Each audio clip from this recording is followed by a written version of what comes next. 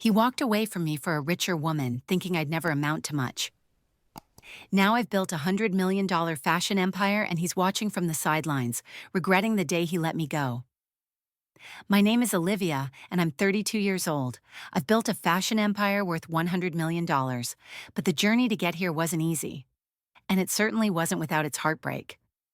I didn't grow up with a silver spoon in my mouth or the kind of resources that many people associate with success in the fashion industry. I was just a girl with a dream to create something that spoke to women like me. And that dream became my reality. But before I got here, I had to endure one of the most painful betrayals of my life.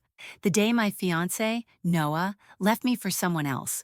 Someone richer, someone who seemed to have everything I didn't. He had been my partner, my best friend, and the person I thought I would spend my life with.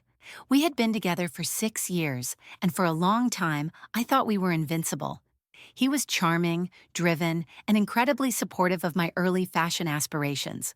But when the pressure of success started to hit, when my business started growing and I started gaining attention for my designs, he changed. It didn't happen overnight. At first, it was small things, subtle shifts in his attitude. He began making comments about how my career was taking too much of my time, how I wasn't giving him the attention he needed. I was busy. Running a startup fashion brand wasn't a 9-to-5 job, and I was barely keeping my head above water, juggling production, sales, and marketing. But I didn't realize how deeply my success was starting to eat away at him. I thought he was proud of me, but somewhere along the way, his pride turned to resentment. I thought the signs were just him being insecure, but in hindsight, I see that I was living in a fog. The first time I truly realized that something was off was the day I came home early from a business trip and found him with another woman. It wasn't even a romantic gesture that hit me the hardest. It was the way he looked at her. The adoration in his eyes, the way he touched her hand, the way he spoke to her as if she was the center of his world. It was in that moment that I knew everything had changed. He didn't even try to deny it. He admitted that he'd been seeing her for a few months, but he justified it by saying that he felt neglected, that I was always too busy with my work. The hurt was immediate, deep, and all-consuming, but I didn't break down. I didn't cry. Instead, I walked out of that house and I didn't look back. I knew I deserved more than a man who saw my dreams as a threat. Noah, as it turned out, wasn't just a man who left me for a richer woman. He was a man who couldn't handle the idea of me becoming successful. He didn't want a partner who was powerful, ambitious, or independent. He wanted someone who could fit into the world he envisioned. A world where my dreams were secondary to his, and my success was only acceptable if it didn't overshadow his own. It stung in ways I couldn't explain, but as painful as that moment was, it marked the beginning of a new chapter in my life. One that I never expected. When I left him, I walked away with more than just my pride. I walked away with a fire in my heart and a clear vision of what I wanted to do.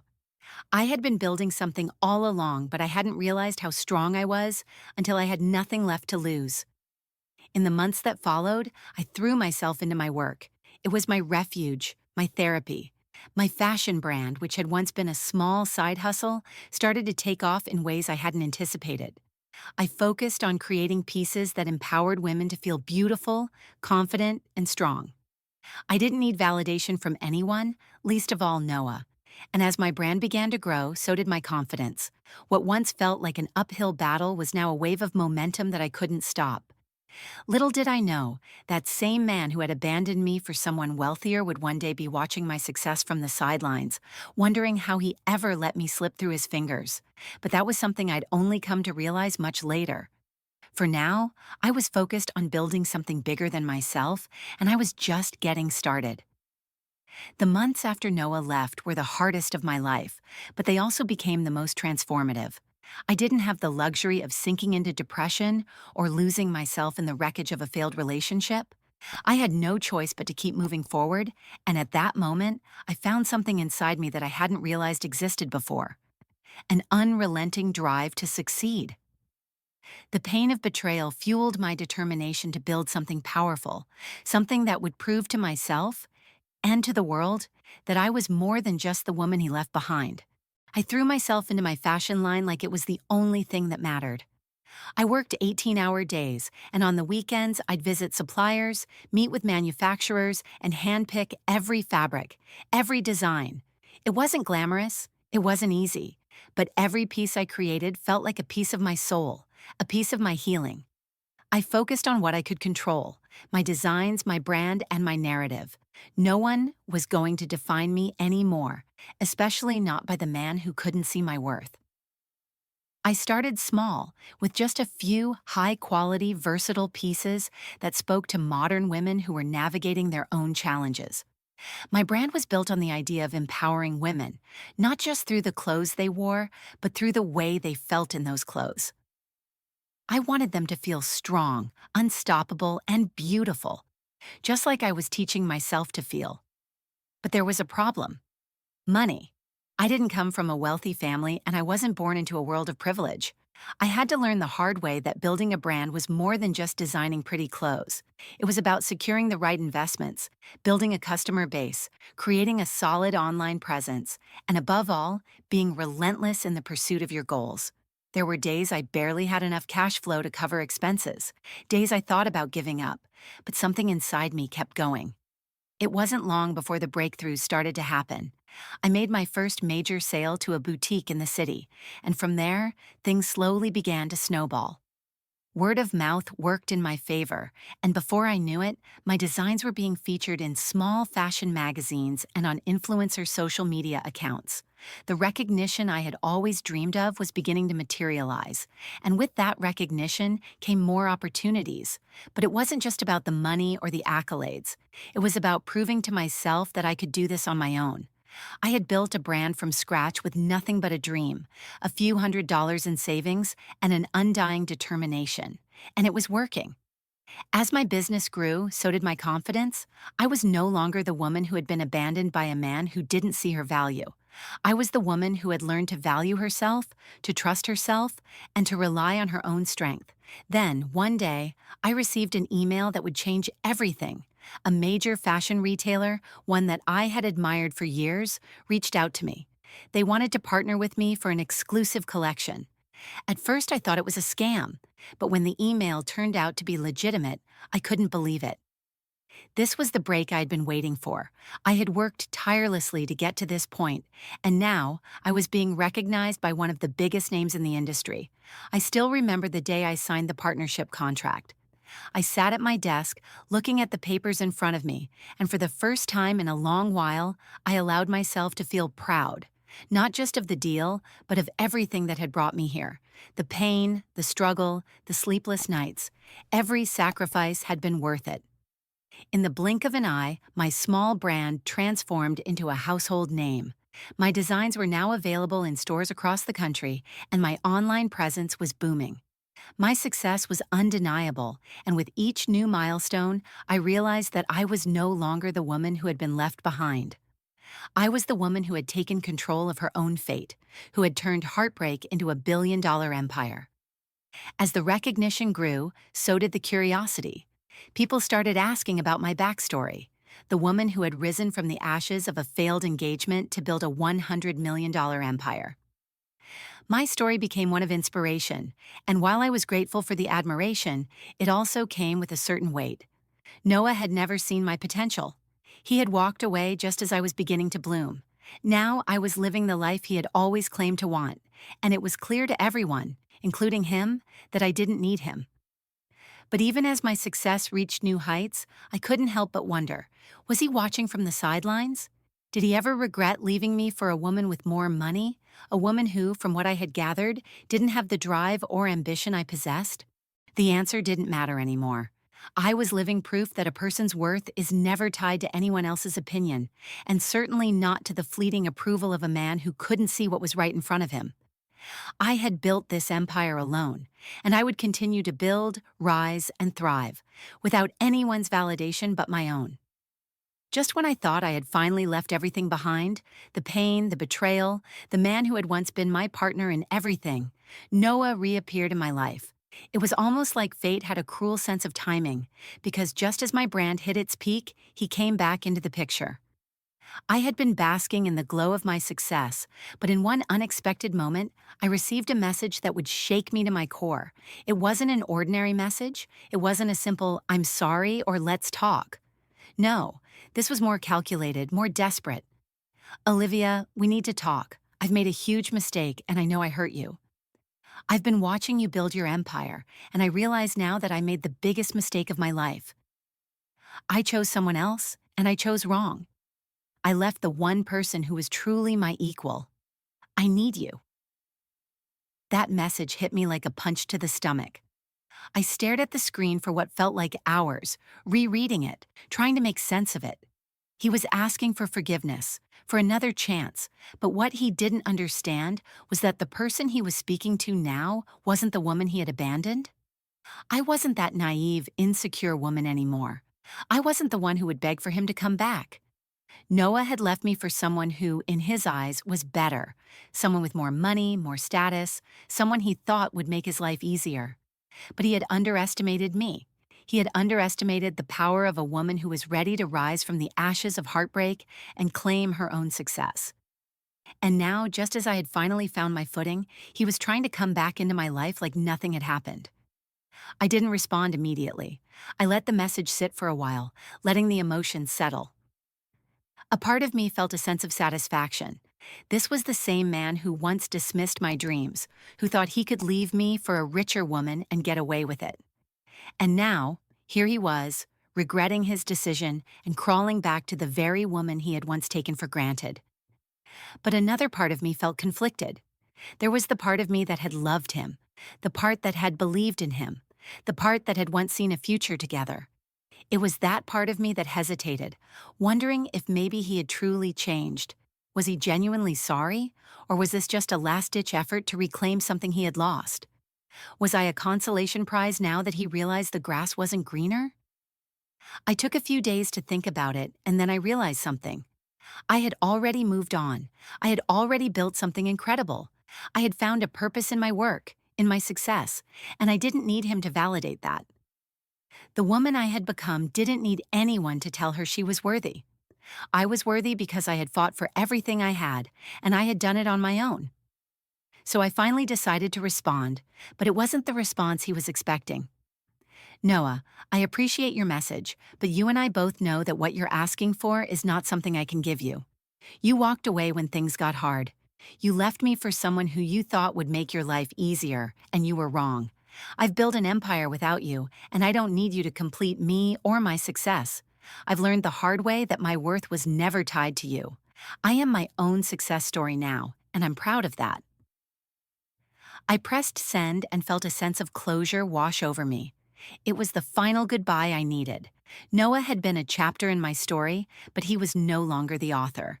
I had taken control of my narrative, and I was writing a story that was all mine, one that didn't involve him, his regrets, or his mistakes. For the first time since the breakup, I felt no anger, no bitterness, just relief. I had walked away from him once, and I had done it again, not because I was angry, but because I had learned that I was enough on my own. I didn't need to prove anything to him or anyone else. I had already proven my worth to myself. In that moment, I realized something that I hadn't fully grasped before. Noah's departure had been the best thing that had ever happened to me. Without his shadow hanging over me, I had been free to create a life I could be proud of. I had built a business, a legacy, and a brand that was all mine. It wasn't about proving him wrong anymore. It was about proving to myself that I was more than enough.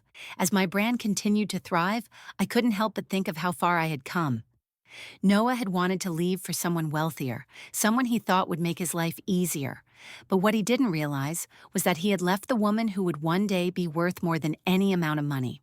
And now, I was the one standing tall, with everything I had ever wanted, not because someone else had given it to me, but because I had earned it. Every setback, every painful moment had led me to this, and I wouldn't trade it for anything. Noah may have abandoned me for a richer woman, but I had built a fashion empire worth $100 million, and that in itself was worth more than any man ever could be. The day I hit $100 million in valuation wasn't marked by celebrations or a grand announcement. It wasn't something I had anticipated at the beginning, when I was just a girl with a sewing machine and a dream of making women feel confident in their own skin. I remember sitting in my office one quiet afternoon, going over the numbers with my CFO. The screen in front of me flashed with figures that made my heart skip a beat. My brand was now worth over $100 million. It was the culmination of years of hard work, sacrifice, and growth. But this moment didn't feel like the end of something. It felt like the beginning of something even bigger. But more than the financial milestone, what truly resonated with me was the realization of what I had built. Not just a fashion empire, but a life, a legacy, and a narrative that was completely my own. I had come from nothing, from being the girl who was abandoned by the man she thought she'd married to the woman who now commanded her own success. The contrast was staggering. I wasn't just financially independent, I was emotionally independent, unshackled from the past that had tried to define me. I had learned that success doesn't come from having everything handed to you. It doesn't come from waiting for someone else to lift you up. It comes from standing up on your own 2 feet, facing the world with nothing but your own determination and building something out of sheer willpower. I was no longer dependent on anyone's approval, least of all Noah's. And yet, despite all the success, there were still moments when I couldn't ignore the shadow of the past. Noah's return, his desperate plea for a second chance, had shaken me more than I was willing to admit. But it wasn't just about him. It was about how I saw myself. Did I still have the remnants of that girl who had been left behind, the one who had once believed that her worth was tied to someone else's love? Did I still have that need for validation, even after everything I had accomplished? The answer was no. I didn't need him. I didn't need anyone. It was a liberating feeling, one I hadn't fully understood until I faced it head on. I had spent so much of my life tying my sense of worth to the opinions of others, to the people around me, Noah included. But now, as I sat in my office, surrounded by the empire I had built, I knew that my success wasn't just about money. It was about independence, about reclaiming my power and using it to create a life that was true to who I was. As my brand continued to expand, I took on new challenges. I started mentoring young entrepreneurs, particularly women in the fashion industry, who were struggling to find their footing. I made it my mission to teach them what I had learned, that success was never a straight line, that failure wasn't something to be feared, and that building something worthwhile meant trusting yourself, even when the world told you no. And then came the moments that truly defined my independence.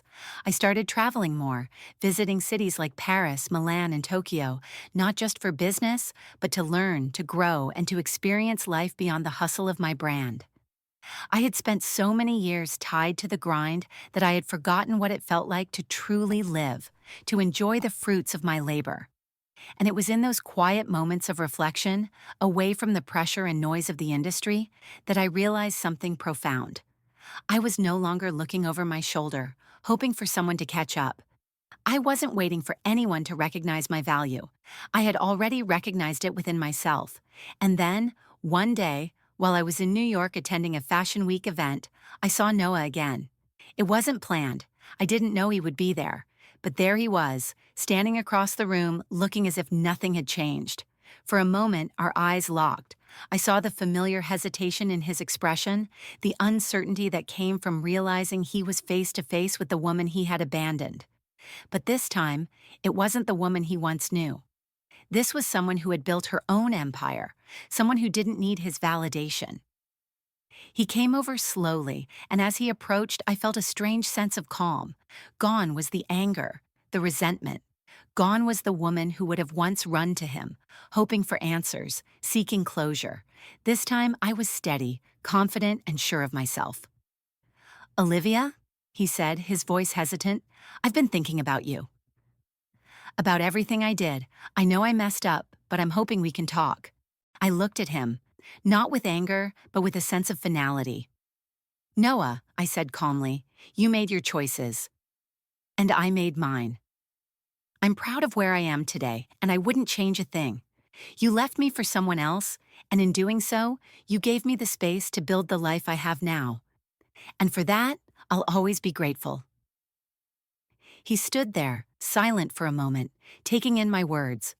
But I could see in his eyes that the reality of what I had built, of who I had become, had finally hit him. The person he had once discarded was no longer the same.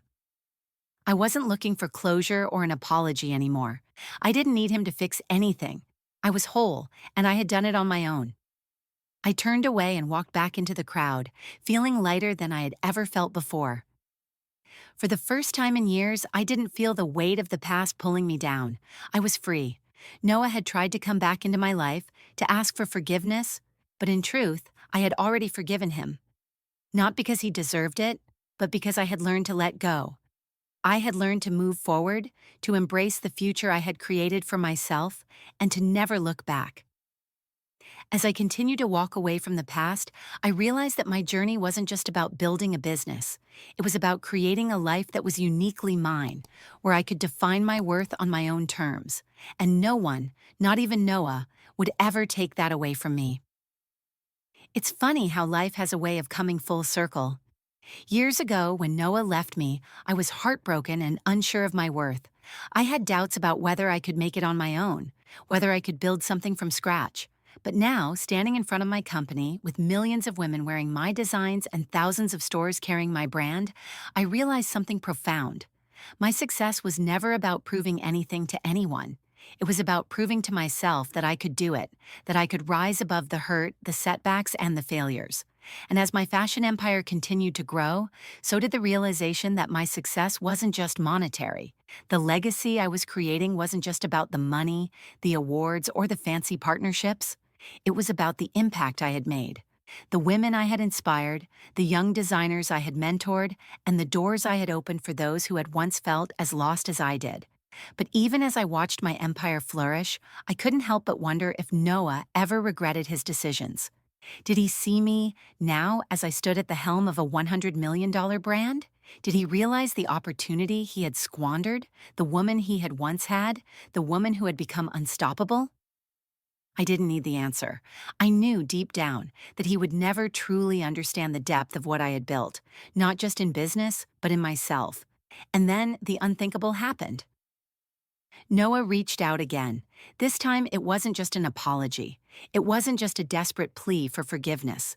This time, he was asking for something more. He was asking for a partnership. "I know I messed up, Olivia," his email started, "but I've been thinking a lot about what you've built. I've seen your success, and it's clear that you've created something incredible. I've been running my own business, but it hasn't been the same. I can't shake the idea of what we could have been if we had worked together." I read the email over and over, trying to process what was happening.